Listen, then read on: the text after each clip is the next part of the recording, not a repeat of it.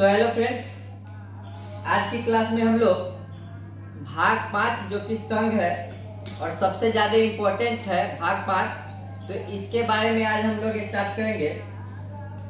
तो संघ जो है उससे पहले अगर हम भाग 4 को एक बार रिकॉल कर दे तो भाग 4 जो कि नीति निर्देशक तत्व directive principle of state policy जो था आयरलैंड के संविधान से जो लाया गया था, जो सामाजिक आर्थिक न्याय के बारे में समाज को देने के बाद था, जिसमें कुछ इंटेलेक्चुअल बातें भी था, तो उसका चर्चा था। 36 में उसमें परिभाषा था नीति निर्देशक तत्व का। उसके बाद 37 में था कि न्यायालय द्वारा परिवर्तनीय नहीं है, इन्फोर्स नहीं है। 38 में था कि लोक कल्याण के लिए लाया गया था। 39 में था कि समान कार्य के लिए समान वेतन, और उसी में 39 के क में था कि निःशुल्क विधि सहायता की चर्चा था। 40 में ग्राम पंचायत था। 41 में कुछ दशा में सहायता की बात कर रहा था, लेकिन 42 में था कि प्रस्तुति सहायता की बात कर रहा था। मनोचित दशा में प्रस्तुति सहायता की बात कर रहा था। और 43 में था कि निर्वाह योग्य वेतन देने की बात था उसमें। और 43 के क में था और ख में सहकारिता था, और क में उसमें था कि जैसे कि जो उद्योग प्रबंधन होते हैं उसमें जो छोटे रूल कामगार होते हैं उनका भी उसमें भागीदारी का बात कर रहा था 43 के क में। और ख में सहकारिता जो कि कोऑपरेटिव के बात कर रहा था। उसके बाद 44 में था यूनिफॉर्म सिविल कोड, समान नागरिक संहिता का बात कर रहा था, जिसमें कि शादी विवाह और वसीयत तलाक का जो सभी के लिए एक किया गया था। उसके बाद हम लोग देखे थे 45 देखे थे, जिसमें कि 0 से 6 वर्ष और 6 से 14 वर्ष के बच्चे तक का पहले स्वास्थ्य, उसके बाद शिक्षा के चर्चा था। 46 में था SC ST के लिए विशेष प्रावधान। और फिर 47 में था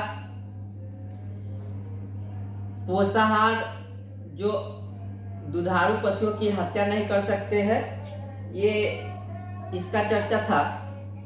और मद्यपान नशीली दवा के उसमें नहीं दिया जाता था। 48 में था कि उसमें 48 के क में एक था कि पर्यावरण और वन्य जीव की रक्षा था। और 48 में था कि जो पोषाहार हम लोग का भोजन मिलना चाहिए उसका चर्चा था। और उसके बाद 49 में था कि जो भी मोन्यूमेंट्स है, हमारा भारत का जो भी धरोहर है उसकी रक्षा के बात कर रहा था।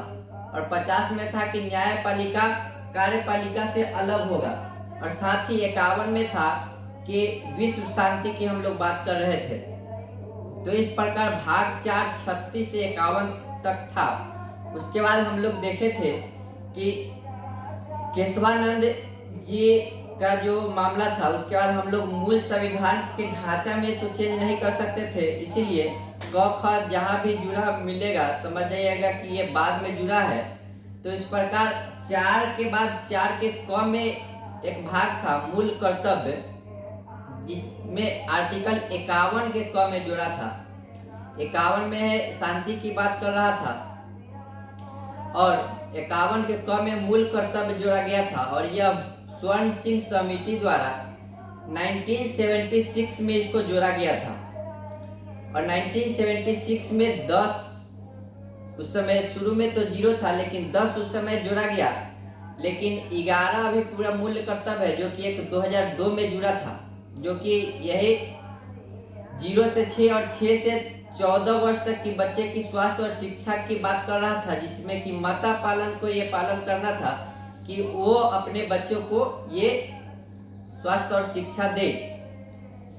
और इस प्रकार हम लोग पूरा मामला देखे थे। वहाँ पे कल चर्चा भी किए थे कि मिनर्वा मिल का जो मामला था, कैसे DPSP और फंडामेंटल राइट्स को समरूप किया, बैलेंस किया दोनों का शक्ति का।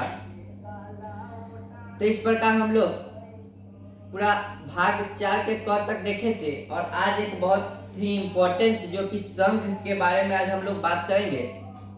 इस संघ का 52 से लेके 151 तक आर्टिकल होगा, जिसमें से संघ में सबसे पहले हम लोग राष्ट्रपति का चर्चा करेंगे।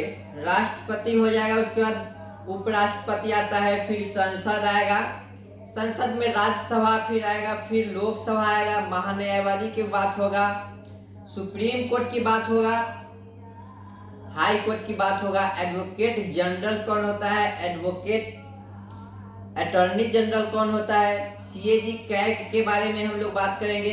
149 में 149 से 151 तक है उसमें। तो इस प्रकार हम लोग भाग 5 को देखेंगे पूरा।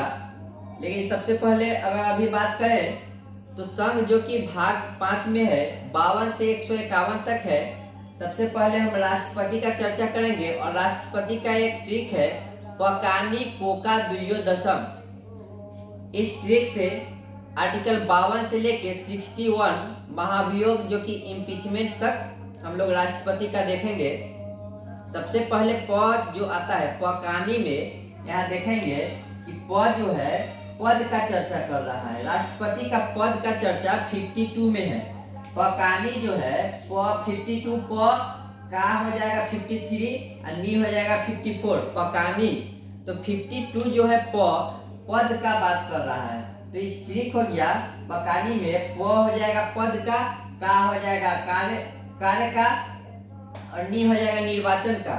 तो अगर क्वेश्चन आएगा कि राष्ट्रपति का पद किस अनुच्छेद में है तो ये 52 में होगा जो कि प से होता है। अगर कार्यपालिका की बात होगा तो 53 में है और निर्वाचन की बात होगा तो 54 में है पकानी। उसी प्रकार कोका, उसके बाद दुयो दशम, पकानी कोका दुयो दशम, ये ठीक हो गया और यहाँ से लिखकर और 61 तक जाता है। तो राष्ट्रपति का पद 52 कार्यपालिका की बात कर रहा है। तो राष्ट्रपति का कार्यपालिका जो है, कार्यपालिका का ये औपचारिक ये फॉर्मेलिटी के लिए ये पद है। वास्तविक प्रधानमंत्री होता है लेकिन औपचारिक प्रधान है। राष्ट्रपति कार्यपालिका का औपचारिक प्रधान है।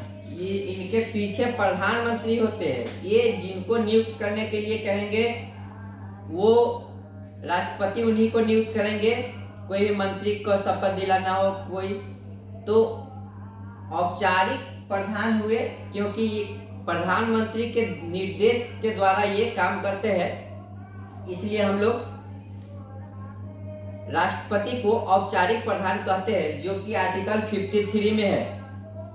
आर्टिकल 53 में राष्ट्रपति का औपचारिक प्रधान की बात कर रहा है। कार्यपालिका का औपचारिक प्रधान राष्ट्रपति, ये 53 आर्टिकल में है। निर्वाचन की बात है 54 में।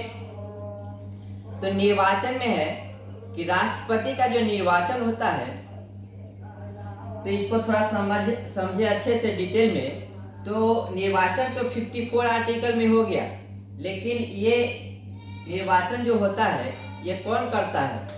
जो एमपी एमएलए जो होते हैं, लोकसभा, राज्यसभा, विधानसभा, विधानमंडल में विधानसभा करते हैं, विधान परिषद नहीं, वो वहाँ के एमएलए एमपी जो होते हैं, मंत्री लोग, वो लोग इनको निर्वाचन करते हैं। हम लोग को बिहाफ पर जो हम लोग उनको चुन के भेजते हैं और वो राष्ट्रपति को चुनते हैं। तो निर्वाचन जो है राष्ट्रपति का 54 आर्टिकल में है और निर्वाचन जो होता है एकल संक्रमणीय अनुपातिक प्रणाली होता है। राष्ट्रपति का निर्वाचन जो होता है 54 आर्टिकल में एकल संक्रमणीय अनुपातिक प्रणाली के द्वारा गुप्त रूप से किया जाता है। हर इलेक्शन गुप्त रूप से होता है। तो यहाँ पे एकल संक्रमणीय अनुपातिक प्रणाली अप्रत्यक्ष द्वारा होता है, जो कि एमपी एमएलए करते हैं। तो इसमें देखेंगे एकल संक्रमणीय अनुपातिक प्रणाली का मतलब होगा, एकल संक्रमणीय का मतलब हो गया कि जिसको कम वोट पड़ा, हार गया, उसका वोट लेके जिसका ज्यादा है उसको दे दिया जाता है। और अनुपातिक प्रणाली प्रोपोर्शनल जो होता है, यहाँ पे जो भी वोट दिया जाता है, अगर 3 आदमी खड़ा हो गया राष्ट्रपति के इलेक्शन में, तो तीनों को वोट दिया जाता है। यहाँ पे जो एमपी या फिर एमएलए जो भी होंगे, वो अपना वोट तीनों को देंगे कि किनको वो 1 नंबर पे पसंद कर रहे हैं, किनको वो 2 नंबर पर पसंद कर रहे हैं, किनको वो 3 नंबर पर पसंद कर रहे हैं। तो 1 2 3 वहाँ पे अनुपातिक प्रणाली द्वारा किया जाता है और वहाँ पे चुना जाएगा कि सबसे ज्यादा एमपी एमएलए जो है 1 नंबर पर किनको चुना गया, 2 नंबर पर किनको चुना गया, तो 1 वाला को जीत दे दिया जाता है। लेकिन अगर बात करें तो 1 नंबर पर चुना गया है 2 आदमी द्वारा, मतलब 2 आदमी 1 नंबर पर बराबर बराबर मत आ गया कि 1 नंबर पर देखने के लिए उनको चाह रहा है बराबर आदमी, जितना 1 नंबर पर एक ए को चाह रहा है उतना बी को। तो उस कंडीशन में फिर दोबारा तीसरा को हटा के जो वो दोनों के बीच में फिर देखा जाता है कि 2 नंबर पर इनको कितने लोग चाह रहा है। तो इसीलिए सभी को वोट दिया जाता है 1 2 3 किनको नंबर देखा जाता है। तो दूसरा चरण में फिर गिनती होगा, तो 2 नंबर पर जिनको ज्यादा उन दोनों में अगर चाह रहा होगा देखना, तो उनको जीत दे दिया जाता है। बीबी गिरी के टाइम में दूसरा चरण का मात्र 1 बार गिनती हुआ था, दूसरा चरण, उसके बाद अभी तक 1 बार भी दूसरा चरण की गिनती की जरूरत नहीं पड़ी है। पहले ही चरण में अभी वर्तमान में हमारे राष्ट्रपति द्रौपदी मुर्मू है, तो जो राष्ट्रपति का निर्वाचन हुआ 54 आर्टिकल में, ये एकल संक्रमणीय अनुपातिक प्रणाली द्वारा हुआ। और इसमें हम लोग देखेंगे कि इसमें जो भी एमपी एमएलए जो होते हैं लोकसभा और राज्यसभा के, वो वोट करते हैं। और विधान मंडल में विधानसभा ही सिर्फ करते हैं, विधान परिषद नहीं करते हैं, क्योंकि विधान परिषद के जो मेंबर होते हैं, विधान परिषद हर एक स्टेट में नहीं है, इसलिए विधान परिषद को नहीं वोट करने का अधिकार है। सभी स्टेट में अगर बराबर विधान परिषद हो जाएंगे तब वोट करने का अधिकार उनको होगा। तो यहाँ पे वोट लोकसभा, राज्यसभा और विधानसभा के मेंबर ही करते हैं, विधान परिषद का मेंबर नहीं करते हैं। जिसमें कि राज्यसभा में 12 जो नॉमिनेटेड 12 जो मेंबर होते हैं, वो राष्ट्रपति के द्वारा नॉमिनेट होते हैं। कला, संस्कृति और विज्ञान के तहत इनको नॉमिनेट किया जाता है। तो ये जो 12 सदस्य हुए, ये भी वोट नहीं डाल सकते। और 2 एंग्लो इंडियन लोकसभा में होते थे पहले। एंग्लो इंडियन जो जब हमारा देश गुलाम था, तो जिसके पिता अंग्रेज थे, तो उस टाइम में इनके प्रतिनिधित्व करने के लिए 2 एंग्लो इंडियन का भी इसमें चर्चा था कि अगर वो जीत के आ गए तो ठीक है, नहीं तो 2 राष्ट्रपति नॉमिनेट करेंगे लोकसभा में। तो इस प्रकार हम लोग देखे हैं कि लोकसभा, राज्यसभा और विधानसभा के मेंबर यहाँ पे वोट देते हैं। तो यहाँ पे जो वोट होता है, देखते हैं कि राष्ट्रपति का जो वोट होता है उसमें बहुत ही 11 लाख वोट से जीतते हैं। तो ये जो वोट उतना एमपी एमएलए तो है नहीं, तो ये वोट गिनती का एक फॉर्मूला है कि एक जो एमएलए का जो वोट होता है, जो वहाँ के जनसंख्या होता है, वहाँ के जनसंख्या और बटा में है टोटल जो वहाँ की एमएलए और गुने 1000 करके होता है, 1000 यहाँ पे। तो यहाँ से एक एमएलए का वोट निकल जाता है, जो कि लगभग 5.5 लाख होता है। उसी प्रकार एक एमपी का वोट निकाला जाता है, जो कि टोटल एमएलए का जो वोट आया वो और बटा में टोटल नंबर ऑफ एमपी से भाग दिया जाता है। और फिर यहाँ पे जो आता है उसमें जो नंबर ऑफ एमपी है उसमें गुना कर दिया जाता है। तो ये भी लगभग 5.5 लाख आता है। तो दोनों मिलाकर 11 लाख के करीब आ जाता है। तो ये वोट वोटिंग का यही प्रक्रिया है, वोट निकलने का, एक वोट का पावर। और जिसका जनसंख्या ज़्यादा होगा जिस राज्य में, वो यहाँ पे जनसंख्या है तो जनसंख्या उसका वोट उतना ही अधिक होगा उस राज्य के एमएलए का। तो इस तरीका से हम लोग एक वोट का पावर निकालते हैं। तो इस जो निर्वाचन जो कि 54 में है, सबसे पहले पकानी में प से पद हो जाएगा, का से कार्यपालिका हो जाएगा, जो कि औपचारिक प्रधान है कार्यपालिका के, राष्ट्रपति, जो कि 53 आर्टिकल में है। 54 में है निर्वाचन की चर्चा है, निर्वाचन 54 में है। तो निर्वाचन जो कि बता दिए हम लोग, एकल संक्रमणीय अनुपातिक प्रणाली द्वारा होता है। उसके बाद है कोका द्वियोदशम, इसमें है कोटा की बात कर रहा है। उसके बाद है कि कार्यकाल की बात कर रहा है, कितने साल की कार्यकाल होता है उसका चर्चा है। दूसरे है दोबारा, जो कि एक बार राजेंद्र प्रसाद जी बन चुके हैं, दोबारा भी बन सकते हैं, उसका भी चर्चा है। यो से है योग्यता कि उनका कितना साल के होना चाहिए, 35 ईयर के। उसके बाद वो अपने देश का होना चाहिए।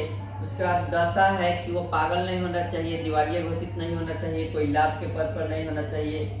तो इस प्रकार दशा भी है, द से स से है यहाँ पे शपथ, 60 में चर्चा है शपथ का। और 61 में है महाभियोग, इम्पीचमेंट, जो महाभियोग राष्ट्रपति पे लगाया जाता है, ये इम्पोर्टेंट है और डिटेल में इसको पढ़ेंगे।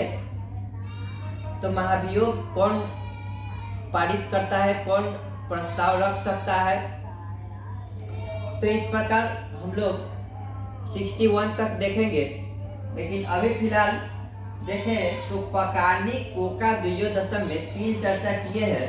प से पद, का से कार्यपालिका, जो कि औपचारिक प्रधान होते हैं, और नि से निर्वाचन की चर्चा हो चुका है। कोटा कितना साल के होता है उसका चर्चा है। कार्यकाल की चर्चा है 56 में। 57 में है दोबारा राष्ट्रपति बन सकते हैं, उसकी चर्चा 57 में है। 58 में योग्यता है।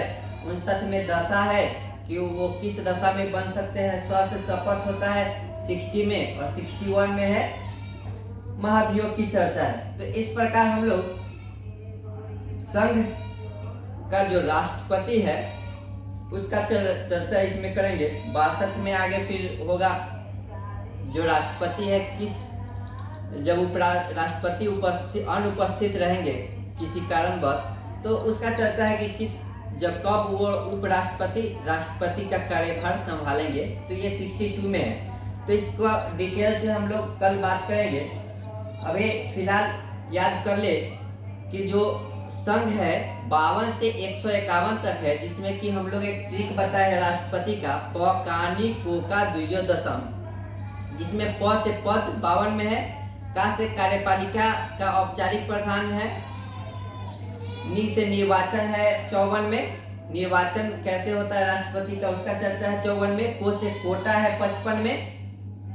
56 में कार्यकाल का चर्चा है। 57 में है दोबारा राष्ट्रपति बन सकते हैं उसका। 58 में है कि योग्यता राष्ट्रपति का। 59 में है दशा की चर्चा है और शपथ की चर्चा है 60 में। और 61 में है महाभियोग की चर्चा। तो इस प्रकार हम लोग देखे हैं राष्ट्रपति के जो भी इम्पोर्टेंट आर्टिकल है, और फिर आगे हम नेक्स्ट क्लास में बात करेंगे और डिटेल में। So thank you.